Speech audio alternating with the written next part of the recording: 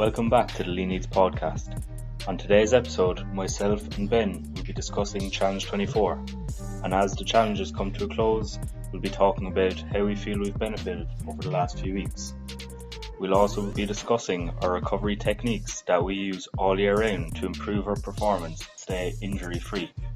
We'll be discussing techniques such as massage guns, massage therapy, cold therapy, and breathing techniques.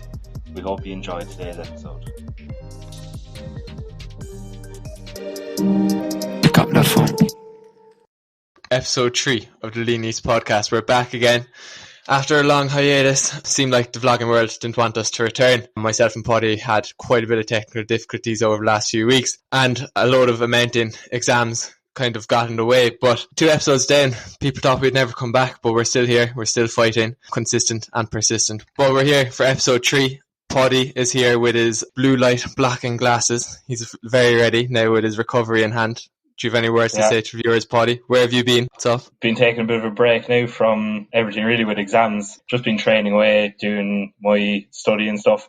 And I got these new glasses. They're blue light filter glasses. So studying whatever 4 or 5 hours a day, you need the glasses. It kind of emits the blue light. And it's good for recovery as well, which we're going to talk a lot about in this podcast today. So it's kind of recovery for your eyes. I think as well, one other thing to note with the blue light glasses, it really helps sleep, because if you're looking at a computer screen at say 8 or 9 o'clock, these glasses, if you're not looking at your computer screen, so it does help with sleep, which is a key challenge more than anything. We actually talked about it earlier, Paudie. Have you actually found there's been any benefits in terms of your own recovery from using them? And like, they've been controversial enough recently. I've heard that they don't work with your phone or something. Can you confirm that? I can confirm they don't work with the phone. I think the screen has to be a certain size, because I still feel a strain in my eyes when I'm looking at my phone. Definitely works for the computer though. You can see that there's like a blue tint in the computer, but it's definitely working for that. And of course for PlayStation as well, for all you gamers out there. It works for that. What are you playing at the moment? A lot of Warzone, doing a hard Warzone grind now at the moment. That and of course Minecraft, because it's a classic. And to fight those creepers. Yeah, bit of FIFA, that's it. Yeah. Mind you, Paudie said we had no podcast with exams. We know the real reason, lads. PlayStation has to take priority. I'm in the same boat anyway, though. Been getting my FIFA numbers up recently. Like, you know, yeah, you need downtime too. Like, in career mode, like, 100%. We'll be getting into all things recovery here. But downtime is so important. Like, even I was saying on my vlog recently enough, I find it hard enough to kind of stick to like being consistent with posting and stuff. When you do get exams and when training gets in the way, it's so hard to balance everything. And like, there's only so many hours in the day, but at the same time, you've only got so much energy as well. The reason we're kind of getting into these recovery techniques is not only do they help you to physically de-stress and get ready to get at it again, like recovery is so important. Just give your mind a break even and just get your energy back so that you can just give your all to whenever you do get at things. As well, we haven't forgot about Challenge 24. Don't worry about that. Myself and Paudie have about, I think it's finished on Sunday now, Easter Sunday. I found my performances, and I've seen Paudie's performance as well, have definitely improved quite a lot. Like, I ran a 5k PB recently enough, and I actually would put a lot of that down to like just having the structure from the challenge, especially with lockdown. As well as that, one thing I found was not going on my phone from like 12 to 6 really helps just break down the screen time, which just helped me be a bit more productive with like starting exams and having placement as well at the moment. I think I got it down from 6 hours and 20 minutes a day, which is quite high, down to 2 hours and 10 minutes, which I got on my screen report this week. So was happy out. How have you found like the reduced screen time has helped you, Paudie? I think it's great. Like, the key thing with that is I'd be going on TikTok there for about an hour easily, or Snapchat or whatever, checking it every few minutes. But with reducing screen time, I think I'm down to about like maybe 3 hours a day. And most of that's probably about an hour that's in the morning, and I'd say another hour and a half of that is in the evening. I do have a down timer. I think a down timer is a great idea. So I have mine at 12 till 4. So that's my main like study time, and it really helps you to focus as well. Yeah, even I find if we're kind of getting into recovery techniques as well, that when you are on your phone all day, it can be hard to give your mind a bit of a break. Like, that's why I kind of introduced mindfulness to my routine recently enough, is that when you are on your phone all day, your mind is always active, like, doesn't really get a break. There is a lot to be said for just focusing in on something completely, or even just giving your mind just a small bit of time away to just focus on like reading a book, doing a puzzle even. Like, as bad as that might sound, like, it can just give you that extra bit of mental recovery. In terms of any of the other challenges, I found those fruit and veg challenges, they're okay enough for me. Do you have any interesting smoothies though that you want to report on since last time, Paudie? I did a green one for St. Patrick's Day, but I must try and put one up again now. I haven't posted one in a while. I've gotten recommended to do a one with a chili in it. Is that classed as a vegetable, a chili? I can confirm chili peppers are a vegetable. Okay, I was doing it with a chili pepper, so soon I might do it this week and see how that goes. Other than that, though, the ice cold showers, you wouldn't even know you're having them anymore. Like they feel warm. Yeah, I'm nearly too used to them now. Like I Yeah, went into the shower there yesterday and I'd already had my ice cold shower and I was coming back in for my run. Just prefer the cold water sometimes. Like yeah. sometimes it's too warm. Like, but that's actually nearly even getting into the recovery side of things again. There are physical sides to the cold showers. I know it's quite disputed at the moment. There might not be an overwhelming amount of benefits to it, but there is so much even to the mental side of things. It can even help you de-stress a bit because you are just getting those chemicals into your brain early in the morning. You're getting that release of serotonin, just helping to reduce cortisol as well, just helping your body relax and your mind relax, which is going to help you a lot when you're trying to get out through the day. In terms of getting back to those smoothies, I just realised there's prime real estate missed in not doing a St. Patrick's Day sort of smoothie. So I might try to get some sort of smoothie in because I've seriously been lacking on that side of things recently. In terms of any of the other challenges, again, looking at the recovery side of things, I found the yoga was actually so beneficial. And I was so surprised with that too because I didn't really find it helped last time. But it was just having that set time to stretch. It wasn't even necessarily the yoga, it was also the foam rolling. There was so much to say just having my muscles be that much looser. I actually found that there are like ways you can measure how your flexibility is improved and stuff. I don't know what you'd make this now, Paudie. If I was doing a quad stretch, I couldn't get my foot to touch my bum until like 2 weeks ago. I was actually amazed. Like I was actually at my physio and we were trying to get that to happen for months and months. And I'd say it was only when I started doing Challenge 24 that I actually got that bit of flexibility, which is so important for injury prevention. Have you found that's helped your performance in any way? I have what I'm using now at the moment. I think it's. I actually wouldn't mind doing a review on it at some stage. It's a book called Becoming a Supple Leopard, and it's basically a book of stretches. And I've been using that. I've been doing 20 minutes of mobility every morning. Another month or so of this, and I could do the splits. But Jeez. it's an unbelievable book. Like there's all different sessions for, if you feel like a little pain in your back or in your quad or whatever. There's about 4 or 5 exercises for each muscle, and it helps with recovery. Like, so I've just been doing that every morning, and it does really help with performance too. Like, and it reduces injury. Getting onto the reading side of things, did you make any progress with that David Goggins book or did you move on elsewhere? I actually moved on. I kind of lost. Well, it was a very good book, like, but I left it for so long that I thought I'd have to start it again. So I did move on, and I'm almost finished the Wim Hof book now. I did get that on the Kindle, but I think it's one of the best books I've ever read. The Wim Hof book. I actually haven't gone into it Yeah, yet. It does yeah. seem so interesting though. Is it all about the like cold water therapy and like the breathing techniques side of things? It is, yeah. There's 3 pillars. So there's the cold therapy, the breathing techniques, and then it's just motivation. So techniques to kind of motivate yourself every day. He gets up very early. He also has very little screen time, if any. He reads a lot. He stretches a lot. It's definitely given me new insights into recovery, and like especially into just the benefits of breathing. We'll talk now a lot later. Breathing, just for example, it reduces stress and it increases your performance. It decreases your blood pressure and your stress levels, and it helps the blood flow, or helps the oxygen to flow around your body better. And it helps with a lot of stuff like digestion and that, and tied in with cold therapy as well. The methods he uses is crazy. Like, he runs barefoot in the snow. Sounds like he's doing Challenge 24 to me. I don't know. Wim Hof, if you're listening, please get on to us. Paudie's a big fan. I haven't read your book yet. I can't be a fake fan, but I'm sure it's great. I must get onto it very soon. Actually, even with those breathing techniques, there does seem there is a lot of like mindfulness to that from what you described.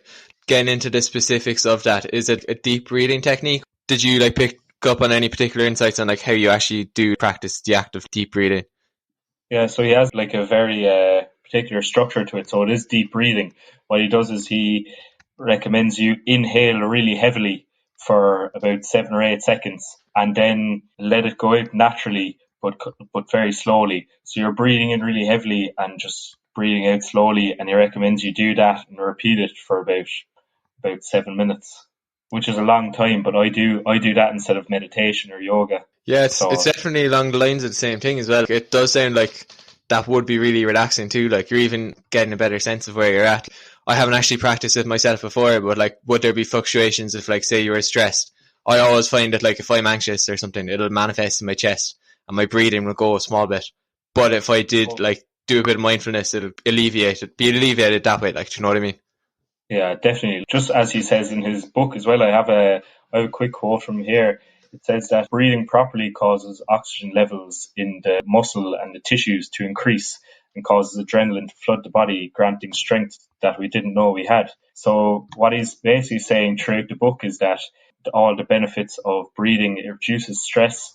Like stress releases a hormone called cortisol. You know a lot more about that than I would, Ben. But breathing then, it helps to, like he states, that oxygen kills cortisol, which is a stress hormone. So by breathing in heavily, you're getting way more oxygen into your body, and it's killing the stress hormones, and just helps. Like if you're stressed out, you're not going to be able to focus on your training. Like your training is, you're going to be like training to a lesser level, and your performance is going to go down really. So Yeah, no, I can definitely attest to that. Even, like, I find that psychological barriers can be as big as physical barriers nearly sometimes, especially with running such a psychological sport.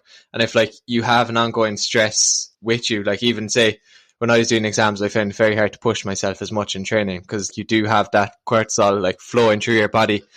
And as well, just the psychological side of things, if you've got a lot of stress just built up and you try put your body under stress, which doing any sort of exercise, it's a form of stress, it's really going to be hard to just push yourself to your limits and really get the most out of your performance.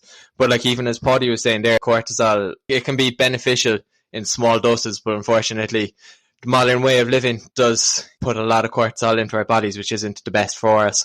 It can actually impact things such as sleep as well. It significantly, like, reduces your sleep quality, which, if anyone has been following the page for a while, like, sleep is so important for your mental side of things, but even, like, the physical side of things, and just maximizing your performance and recovery, just giving your body that extra bit of recovery and releasing other hormones as well in sleep, like HGH, which is going to help your muscles grow as well.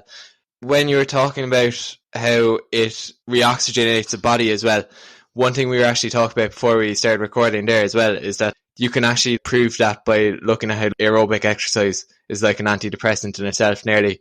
That there's been so many studies to show that getting out, running, walking really does act as a recovery technique in itself. Obviously, if you're training at a high level, it's not really going to help you to recover. But, like, getting out, getting a bit of aerobic exercise can really help you to just de-stress and reduce your cortisol that way. We were talking about movement and stuff earlier. That's sort of the active recovery side of things.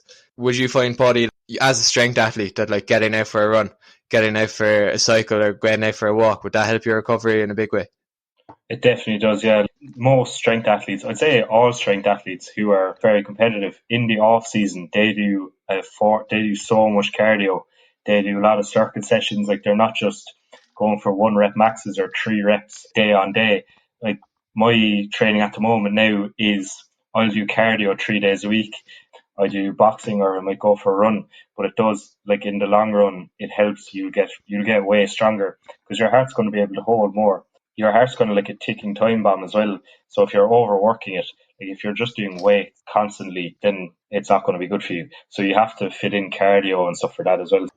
Yeah, even if you're looking at, like, the negative effects of stress, like, there is so many, like, health complications with that too, without, like, even the mental side of things. Like, you're looking at, like, blood pressure there. Even if you're really stressed, it's going to raise your blood pressure, which isn't great for your heart health or your overall health, and it's just going to put you, like, at an increased risk of developing all sorts of diseases, which also increases the amount of inflammation in your body, which all around isn't really great. It's not really going to help your recovery either. If you're looking at, like, the active recovery side of things, like, one thing that popped into my mind there is when I was younger and I wouldn't have had much idea of concepts with, like, sports science and stuff, people would say if you get out for a run, just loosen out the legs. That didn't really make sense to me, but it is, like, the active recovery side of things. You're increasing the circulation through your body. Like, it can be an active recovery in itself, and as well as that, you're helping the mind, which is just going to help the whole recovery process again. In terms of getting into, like, other specific, like, recovery techniques, we touched on it a small bit. Is there any, like, benefits you've seen yourself, Paudie, from the cold water therapy or, like, ice baths or anything like that?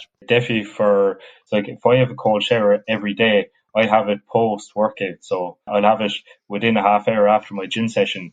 I'm well able the next day to go for another session. And as well, what I do is like I focus the cold shower. I know you can let it run all over your body, but if I train shoulders or chest, like obviously my shoulders and chest are going to be tight the next day. So I'd run the cold tap basically until my chest is red, until my shoulders are red from the cold. It is horrible, but I'd rather go through the pain of that for 30 or 40 seconds of freezing cold on my chest and shoulders rather than not be able to train the next day. Exactly. Anything beats stumps as well. It's all short-term pain for Yeah, long-term gain. Like, that's that it. actually brings back flashbacks as well when you're talking about like your chest and stuff being red after that. I remember going to Elite Sports Recovery. Have you been there yourself, actually, Paudie? I haven't, but we must go there, right? 100%. We'll have to record that. Do a live podcast from the ice bath inside there. Yes. But I remember being inside there, and I presume you've had ice baths before, or anyone listening there has had an ice bath before. But if you pop into like the cryotherapy baths that they have there, I think they're always at like 1 or 2 degrees, and they have like these salts that are flowing out as well inside there. It's like some sort of jacuzzi style effect in there. But when you get in there, the initial coldness and stinging that you get from getting into an ice bath, that just lasts for the whole 10 minutes. And you can say whatever you want about the physical benefits and whether that can be slightly dubious. But if I can like last 10 minutes with the stinging inside there and all the pain you're going through, where it's like the initial shock, which just doesn't end for the whole 10 minutes, if you can last that, like you're really going to be able to push your body through anything. But if you want to look at the physical side of things, which I suppose we probably should as a health and fitness podcast, there are many benefits to cold water therapy, which can include increasing your immune function, as well as that you're just increasing circulation to your muscles. So it's just going to promote healthy, nutrient-rich blood to your muscles. Obviously, it's not going to have a major effect, but it can reduce your delayed onset muscle soreness, which is going to help you train harder the next day, which is something you really just do want in general. The other side of things, there is like the warm therapy that you can get. So you can have the warm baths. I'm actually just out of one myself. I find that can just relax you so much. Like if you're looking at how a cold water therapy or like being in an ice bath can put your body or your mind even under a lot of stress in the short term, which can help you push yourself in the long term. I do find like getting into like a steam room or a sauna or like the warm bath I was in there, it just really helps your mind to just relax. Like so comfortable. You don't want to be in it for too long because you're going to be too comfortable then. But it can just help to release those good hormones for your brain. Even it's all about the mental side of things too, because like when you are taking a big training load on, or whether you've a big workload on, that's going to put so much stress on your mind as well. And it is really important to value that. That's why you do practice things like yoga and meditation. Just does give you that bit of an extra break just to push yourself harder. Because it is really hard to balance everything. And you really want to just maximize your performance. One thing I actually got from reading a book recently enough called Peak Performance was that like stress plus rest equals success. So if you're getting your cold baths, that's your stress. And then if you're getting the warm baths, that's your rest, I suppose. In terms of the benefits to that, again, you're looking at reducing inflammation, which is just going to help reduce like the levels of CRP, which basically they can like attack your muscles and joints, which is all a part of the body's natural processes, but helps you to feel a lot better. As well as that, you're also reducing your risk of like high blood pressure as well, which is going to put you at less risk of developing a lot of chronic diseases too, which is great. And it's just going to help you push yourself a lot better. Is there any particular techniques that stand out to you, Paudie, that you want to talk about? Well, as we were saying earlier, I love the massage guns. I have one myself now. I've had it for about a year, I'd say, and it's basically a gun that you just turn it on and you massage your muscles. So a heads up, never use it on your chest because your heart rate will go really high, and going from experience, that's not good. So don't put it on your chest. Don't use it on your bones. Don't use it on your head or your face, or don't use it on your neck either. Just use it on big muscles. Use it on your shoulders, on your biceps and triceps, on your legs. You could use it nearly anywhere on your legs, just not your shins. But it's so handy. It definitely does. Like it just goes hand in hand with the cold therapy, with the stretching, the supple leopard book, all that. It just all goes together. And if you're following all like the challenges, if you're following all step by step and just doing them day in, day out, your chances of injury is just going to go way down. I was actually reading a study on them earlier. They do have been shown to like significantly reduce your delayed onset muscle soreness, which again is just going to help you train harder the next day. That's what recovery is all about. It's just like getting you from that stage of being stressed and tired to being able to perform at your best again the next day, so you can really maximize your training and train more and work harder and push yourself a bit more as well. In terms of like the foam rolling side of things, you're kind of getting onto like sports massage there as well.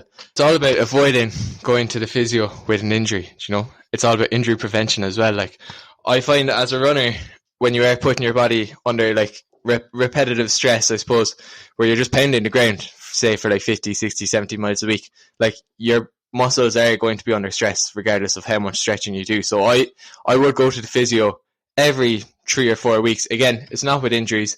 It's just so that I don't have to go again in 2 weeks with an injury, with my head in my hands saying, I wish I went 2 weeks earlier, could have avoided all of this. But there's definite benefits of sports massage as well. Again, you're increasing circulation to the muscle. You're helping to remove lactate from the area, which is going to help your active recovery. As well as that, you're just helping to loosen out the muscles, loosen out the joints, just get the blood flowing a lot better. Just help the mobility there as well, get the muscles moving well, just help you get a lot looser, reduce any tightness and tenderness, which again is just going to help you to, more so than anything, just avoid injury, because anyone that's been injured will know how it just gets, it's like turning your side, it just gets in the way of any progress you had going, and it always seems to come like in the middle of a good load of progress. One thing I forgot to say there as well is Paudie was talking about how you shouldn't use a massage gun on your shins. I tried foam rolling my shins the other day and it was excruciating. Actually, if you are looking to foam roll your shins, the back baller, there's a little slit in the middle of it, so as you can sit your shin right into it. And it's, but if you what's the concept behind the back baller? Sorry for interrupting you there. It's like it's two foam rollers basically, and it's rigid, so it stays on the floor. So you move, and the foam roller doesn't move. But there's two slits down the middle, so it's basically like an indent for your shin, like specifically for your shin, okay. and for your spine as well. So it doesn't foam roll the bone at all; it just foam rolls the muscle either side of it. Another recovery side of things that just like came my way. Have you ever tried the like recovery boots? Again, I'm getting into the sports recovery side of things, not sponsored. Have you tried that, Paudie? I've never tried it, no. Yeah, no, it's all the like compression side of things again. So I keep talking about blood flow, I keep talking about circulation, but you do need to get that nutrient-rich blood to help repair your muscles, because when you exercise, you like effectively just damage your muscle. So you just need to break down your muscles so that you can repair it and it can get stronger and it can get fitter. Whether it's you're losing like long twitch or fast twitch or slow twitch muscle fibers, whether that's what you're building, you're still going to need to help it recover. I found using those recovery boots, I actually had them for 6 weeks on a rental. They were so nice, and it's like the compression style of things anyway. If anyone that's ever used like taping on their body, if anybody's ever used like calf sleeves, if you ever had a calf injury, like anyone can attest to that. I find that they definitely do benefit you. How much of that is a placebo? I actually haven't read the studies on it myself. I'm not 1,000% sure. Elite athletes do seem to swear by them. I see all the NBA players are always using them between games. LeBron James always has his knees taped up with them. They definitely do help to like reduce your injury rates. Whether or not it helps you to just recover better, I'm not 1,000% sure. But I found compression therapy is definitely something I've used, and it's definitely worked for me. So I definitely recommend it to anyone out there that is considering using it. Even just like, I actually have my compression shorts on here. That's what brought it to my mind. I'll wear that sometimes just under my pants, just to get that extra bit of recovery, and it's all about marginal gains. Like, but I think Paudie was talking about taping earlier as well. Is there any benefits of that, Paudie, that you wanted to touch on? I use the kinesiology tape, alright, when I'm competing. Just on, I suppose, if I'm doing a squat in competition, I'll put it just on my lower back and maybe on my quads. Or if I'm benching, I might put it on my forearm. It does make it kind of less tight. I don't know if it's a placebo either, but I definitely do think that the kinesiology tape works. I've never used compression sleeves, but it's kind of the same idea, really. You just kind of cut it to size and you can put it on your muscles. And I haven't had any problems with it yet, so I'm going to keep using it.